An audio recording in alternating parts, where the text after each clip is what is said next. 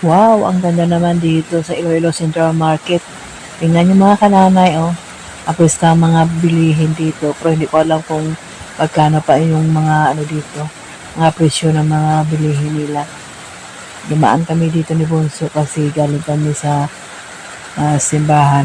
Nagsimba kami kaya sabi ko sa kanya, dadaan kami dito para bumili kami ng pangsahog sa sa linoto. Mga kananay, tingnan niyo.